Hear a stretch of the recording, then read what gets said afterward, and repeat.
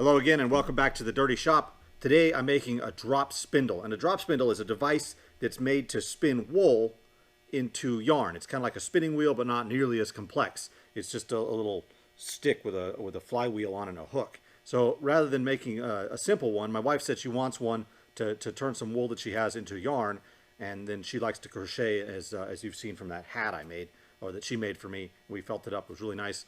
But she wants to make some of this wool she has into yarn, so I'm gonna make her drop spindle out of chunks of firewood. So I got this piece of oak here, and I've got a couple of these pieces of maple, and this came in as firewood a while back, and I actually made a set of bagpipes out of this one time.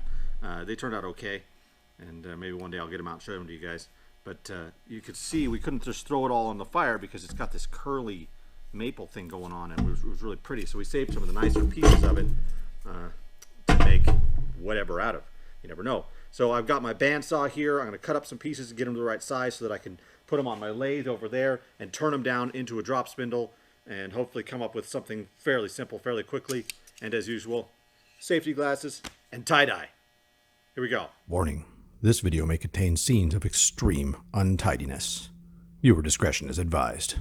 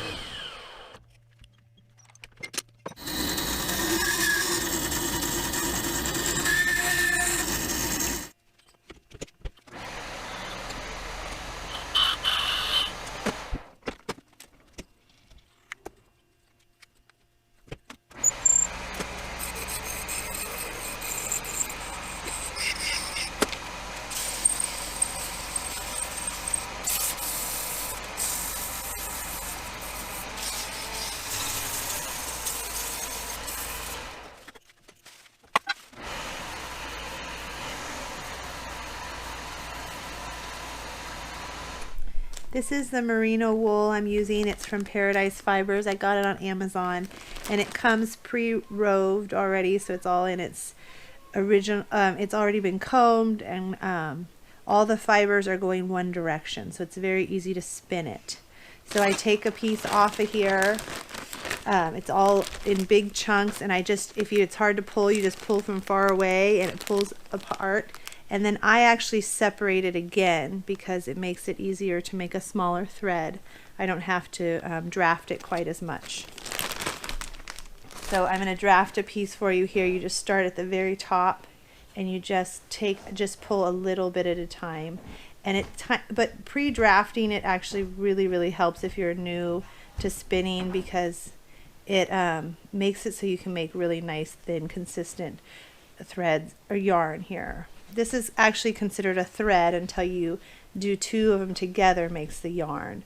So so I'm making thread first. So I'm going to do this whole thing here. You can make this in fast motion so I don't have to talk.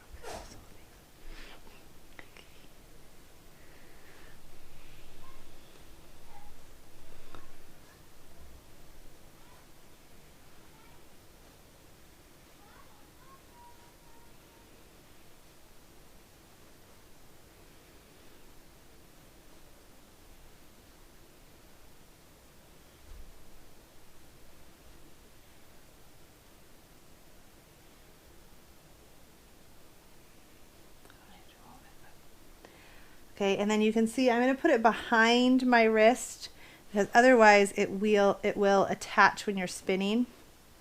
So you're going to go around your hook and then kind of pull it up.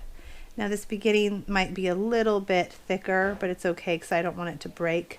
So just get comfortable playing with your spinner, see which direction you spin better. I like spinning this direction. I spin it till it's all wrinkled up on itself, so I overspin it basically. Stick it between my legs, I don't know if you can see this, or you can do it under your arm. And then you hold on to this top part and you're just going to pull. I'm going to pull it a little bit thinner here as I'm going. This is called drafting, where I'm pulling some of the threads out. And then you just go up here and you let go and see how it just spins up. You can keep going until it stops spinning and then just spin it some more. Again, just spin it. Sometimes I flick it a little bit more steady than others, but you can see it's starting to wrinkle up. Now I'm going to do the same thing.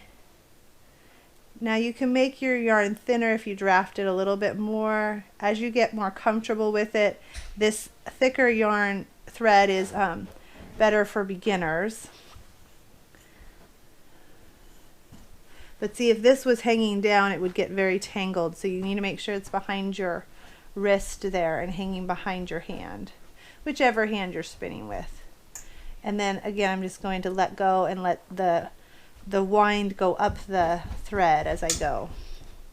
So if you see I let go, it goes down in there. But now I'm going to continue to do that until I get a good amount of thread on there. One more time at least.